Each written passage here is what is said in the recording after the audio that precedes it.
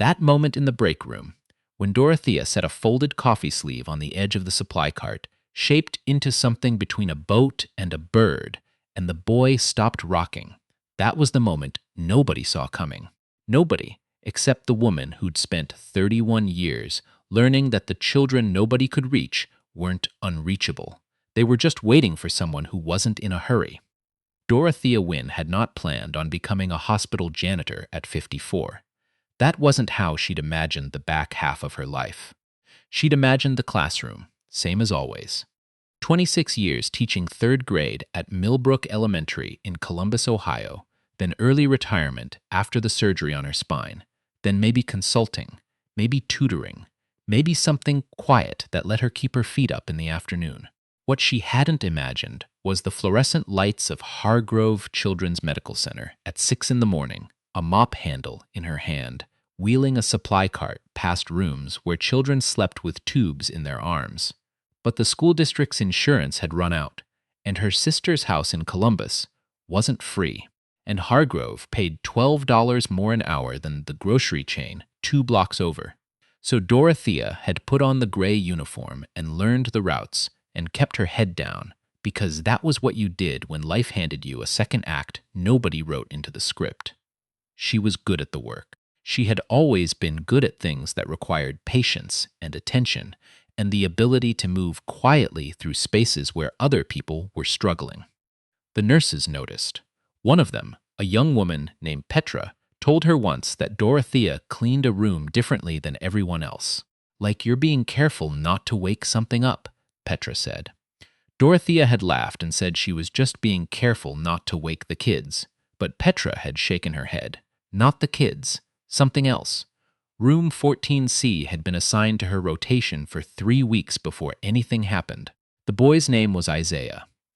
7 years old, nonverbal, admitted for monitoring after a seizure cluster that had frightened his father badly enough to drive 4 hours from Cincinnati to get him into Hargrove's neurology program.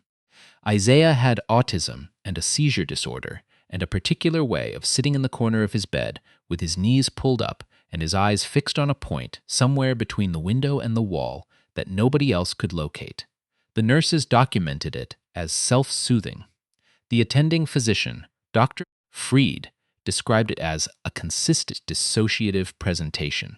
His father, a man named Calvin Beaumont Shaw, described it as his son being somewhere else entirely and not knowing how to follow him there. Calvin Beaumont Shaw was not a man who looked like what he was. He was 58, broad-shouldered, unhurried in his movements, with close-cropped gray hair and the kind of quiet that comes not from shyness, but from a lifetime of choosing which rooms to fill with his presence. He was the founder of BSW Capital, a private equity firm based in Cincinnati with offices in Atlanta and D.C. He wore no watch. He drove himself. He sat in the chair beside Isaiah's bed for 10, sometimes 12 hours a day, reading documents on his laptop with the brightness turned all the way down, because Isaiah didn't like bright screens. The staff knew who he was. Some of them had looked him up. His name appeared in business publications, in profiles about Black enterprise, in a Forbes list from 4 years ago. None of that explained why he folded his suit jacket over the back of the chair and ate his lunch from a hospital cafeteria tray the same as everyone else, or why he always held the elevator door, or why, when Dorothea knocked on 14C her first week, he opened the door himself and said, "Come in, come in. He won't be bothered." Dorothea thanked him and started on the floor near the window. Isaiah was in his corner, knees up, eyes somewhere else. She moved around him the way she moved around everything fragile, slowly, with her weight shifted forward, no sudden sounds. She didn't look directly at him. She had learned in 26 years of third grade that some children needed to be approached the way you approach a deer in a clearing, sideways, with no agenda they could detect. She finished the floor. She was wiping down the windowsill when she noticed the paper, a prescription tear-off sheet that had fallen from the rolling cart and landed near Isaiah's bed. She picked it up. On instinct, 26 years of habit, she folded it, once lengthwise, then a corner, then the other corner. It took her about 45 seconds, and when she was done, she set a small paper shape on the edge of the supply cart. Not a perfect crane, more like a suggestion of one, the way children draw birds with 2 triangles and a beak, and wheeled the cart toward the door. Isaiah's head turned, not toward her, toward the shape. Dorothea stopped. She didn't move for a full 3 seconds. Then she set the cart down quietly and picked up the paper shape and set it on the floor, 3 feet from Isaiah's corner, and walked out. Calvin had watched the whole thing from his chair. When she came back the next morning, he was standing in the doorway. Isaiah was asleep. Calvin looked at her for a moment and then said, in a voice that was carefully ordinary, he picked it up. Dorothea nodded. She reached into her apron pocket. She'd started keeping scratch paper in there, had been doing it since the day before, without exactly deciding to, and pulled out 2 folded shapes. She held them out. Calvin looked at them. He took them carefully, like they were things that could be broken. He won't let me touch his hands, Calvin said. He wasn't asking for advice. He was telling her something that had been sitting in his chest for a long time. The therapists say it's sensory. I understand that. I've read everything they've given me. He stopped. He looked at the shapes in his hand. I can't figure out how to be in the room with him without it feeling like I'm doing it wrong. Dorothea was quiet for a moment. Then she said, the shapes aren't the point. It's just something to be interested in together, something where neither of you has to win. Calvin looked at her. She picked up her cart and started on the floor. That was how it began. Over the next 10 days, Dorothea brought a folded shape to 14C every morning. Not always paper cranes. Sometimes a boat, sometimes a box, once a jumping frog she'd made from a napkin. She left them near Isaiah's corner and went on with her work. She noticed things. He didn't like the overhead light, but he tolerated the lamp. He didn't like when the TV was on, but he didn't seem to mind music, specifically low, wordless music, something about the frequency of it. She mentioned this to Calvin, without fanfare, the way she'd once told a parent that their kid was reading during recess, even though she'd claimed not to like books. Just observational. Here's what I noticed. You can do what you want with it. Calvin started bringing a small Bluetooth speaker. He played it low and wordless in the corner of the room. Isaiah didn't turn toward it, but he stopped rocking as much on the days it was on. None of this was in anyone's protocol. Dorothea was the cleaning staff. She was supposed to mop the floors and sanitize the surfaces and replace the paper goods and leave within a 12-minute window. She wasn't supposed to have an opinion about a patient's sensory environment. She understood this. She was not trying to be a therapist or a teacher or a specialist. She was just a woman who had spent 30 years learning how children told you what they needed before they had words for it. And she couldn't unknow what she knew. The problem started in the 3rd week. Her supervisor's name was Harlan Webb, not the Harlan she'd known from Columbus. This one was 29, recently promoted, very focused on metrics and completion times, and what he called maintaining appropriate role boundaries. He was not unkind. He was the kind of person who had been taught that efficiency was the same as professionalism, and had never had reason to question it. Webb pulled her aside on a Tuesday. He had a clipboard. He told her that the nursing supervisor, a woman named Dr. Reginald Oduya-Foss's administrative coordinator, a title Dorothea had never fully understood, had filed a note in the system about extended contact between environmental services staff and patient in 14C. Webb said he wasn't writing her up, he was just reminding her of scope. The hospital had specialists for patient engagement. It had child life therapists and recreational therapists and occupational therapists. Dorothea's scope was the environment, not the patient. Dorothea said she understood. She went back to 14C the next morning and left a folded shape on the cart and did her 12 minutes and left. She told herself that was the right thing. She told herself she was not Isaiah's therapist and not his teacher, and she had no business making herself part of his treatment. She told herself this every morning for 4 days. On the 4th day, Calvin was waiting in the hallway when she got to the floor. He didn't look like a man who made speeches. He wasn't agitated. He was standing with his hands in his pockets and his jacket folded over his arm, and when he saw her, he simply said, "I know you were told to pull back." Dorothea said she had. "I know," he said, "and I know that probably came from somewhere above my pay grade." He smiled faintly at that. I want you to know something. 3 weeks ago, my son hadn't looked directly at anyone in 4 months. Yesterday, he handed me a paper boat. He paused. He made it himself. I don't know how he learned, but he put it in my hand. Dorothea was quiet. I'm not asking you to break any rules, Calvin said. I just wanted you to know what happened. She thought about that for the rest of her shift. She thought about how protocol was built for the average case, and Isaiah was not the average case, and she had spent 30 years knowing the difference between a rule and a wall. A rule was there for a reason. A wall was just where someone stopped building. She went back the next morning. She did her 12 minutes.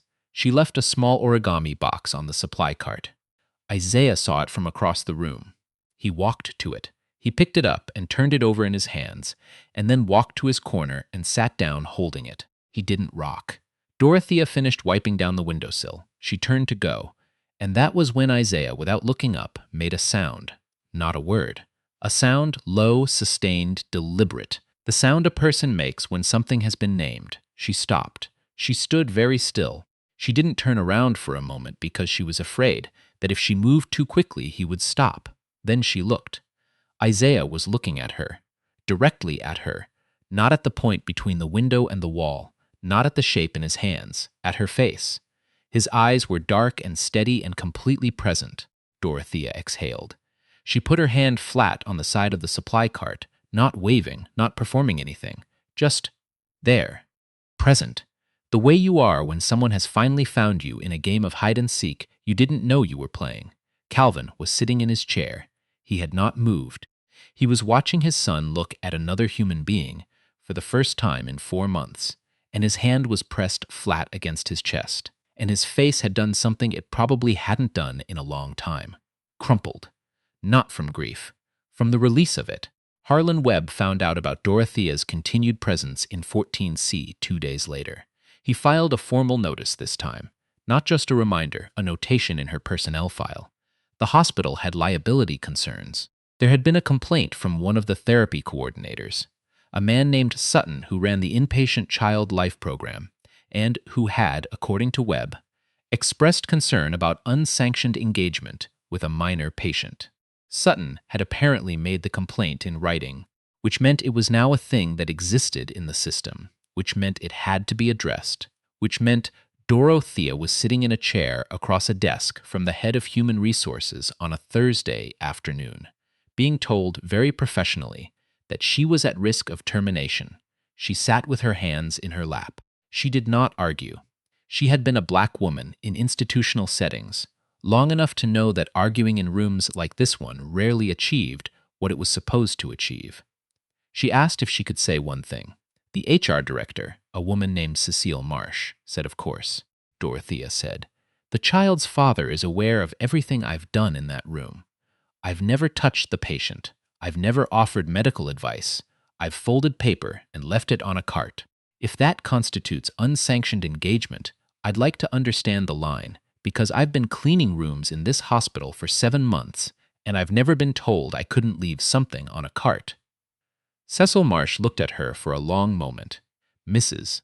Wynne," she said finally, "I have to tell you that the complaint didn't come from the father." "I know," Dorothea said. "It came from Sutton." Marsh didn't confirm or deny, but her face shifted, a small movement around the eyes, the kind you make when you're recalculating something. The meeting ended without a resolution. Dorothea was told to maintain scope pending further review. She went back to her locker, changed into her street clothes, and drove home to her sister's house and sat at the kitchen table and thought about what she was going to do. What she was going to do, it turned out, was nothing, because the thing that happened next was not her doing. Calvin Beaumontshaw had not spent 30 years building something from nothing by waiting for other people to decide things for him. He had also not, in those 30 years, made a habit of using his weight to crush things that weren't worth crushing. But there was a distinction, he had always believed, between restraint and passivity. Restraint was a choice. Passivity was what happened when you forgot you had one. He didn't call anyone. He walked into the office of Dr. Elaine Forthright, the chief medical officer of Hargrove Children's Medical Center, at 9:15 on a Friday morning. without an appointment, wearing the same gray sweater he'd been wearing in 14C for the last 3 weeks. He sat down. He told her what had been happening with Isaiah over the past month, the paper shapes, the eye contact, the boat Isaiah had put in his hands. He told her about the complaint. He told her about the personnel file. Then he said, very quietly, "I'm not here to threaten anyone. I'm here because my son made eye contact for the first time in 4 months, and the person who helped that happen is about to be fired. And I think you should know that before whatever process you have reaches whatever conclusion it's heading toward." Dr. Forthright listened. She was 61, the kind of still that comes from having been in enough rooms like this one to know when something important was happening. She asked a few questions. She took notes. She thanked Calvin for coming. He nodded and stood up to go. At the door he stopped and said, without turning around, "I'm not asking you to do anything for me. I'm asking you for my son." He paused. "He doesn't have many people who reach him. You don't throw that away over a clipboard." 3 days later, Dorothea received a letter informing her that the notation in her file had been removed, and that the hospital's Child Life program was exploring a new pilot initiative around staff-integrated patient connection models, and that her participation, if she chose, would be formally recognized and compensated. She read the letter twice at the kitchen table. Then she folded it, once lengthwise, then a corner, then the other corner, into something between a boat and a bird. Old habit. She went back to 14C the following Monday. Isaiah was sitting in his corner. Calvin was at his laptop with the brightness down. The small Bluetooth speaker in the corner played something low and wordless. Dorothea set her cart inside the door and started on the floor near the window. She didn't look at Isaiah directly. She moved slowly, weight forward, no agenda he could detect. After about 3 minutes, she heard a sound behind her. She turned. Isaiah was standing 2 feet away from her, holding out a folded piece of paper. Not a crane, not a boat. Something she couldn't quite identify, with too many folds in the wrong places, the way children make things when they're learning a language they've only heard and haven't spoken yet. He was looking at her face, steady, present, waiting. Dorothea took it from his hands with both of hers. "Thank you," she said. Isaiah held her gaze for a long moment. Then the side of his mouth moved. Just the one side, just a fraction, just enough. The room was quiet. Calvin had stopped typing.